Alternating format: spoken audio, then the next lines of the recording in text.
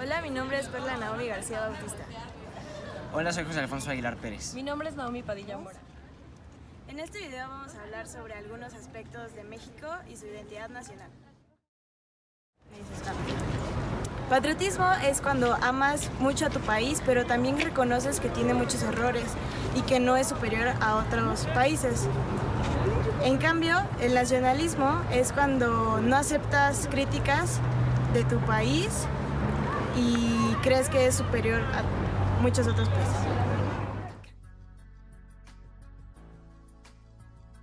La independencia mexicana comienza con el Grito de Dolores y termina con el Ejército Trigarante, y su objetivo principal era liberar a México de los españoles. La Revolución Mexicana comienza en 1910 y termina en 1920. Su objetivo principal era quitar a Porfirio Díaz del poder. Texas se separa de México debido a que tenía problemas con el gobierno mexicano. La expropiación petrolera ocurre gracias a Lázaro Cárdenas el 18 de marzo. La Constitución Política de los Estados Unidos se hizo el 5 de febrero de 1917 y es la que se utiliza actualmente.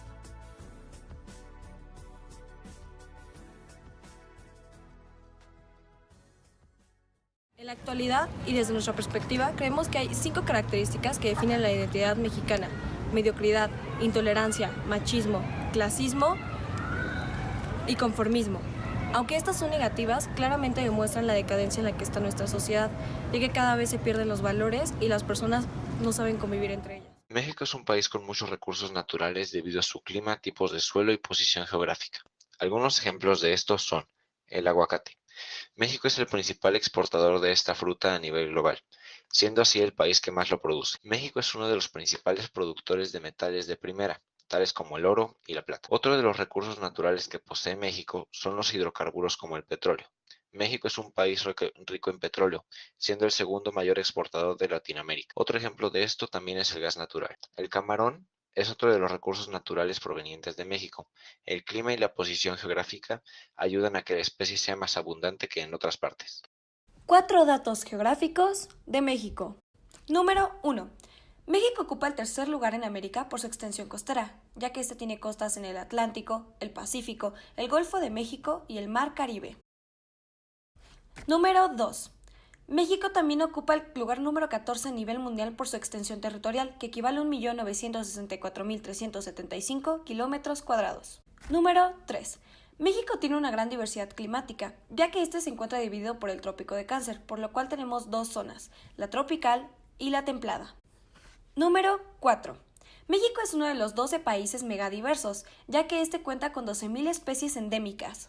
La población de México es de 124 millones de habitantes, lo cual lo vuelve el segundo país más poblado de Latinoamérica. La tasa de crecimiento poblacional al año es de 1.5%, debido al control de natalidad que se realizó. El 50% de la población mexicana vive en el área metropolitana de la ciudad.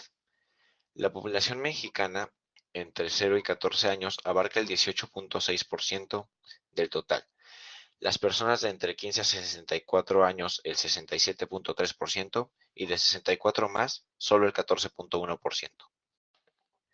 Se canceló el proyecto de la construcción del Aeropuerto Internacional en Texcoco para sustituirlo por el de Santa Lucía, idea del entonces presidente electo. Enfrentando al llamado huachicoleo, es decir, el robo de gasolina, se cerraron los ductos que la transportaban, con el objetivo de ponerle fin a este problema, provocando una falta de gasolina.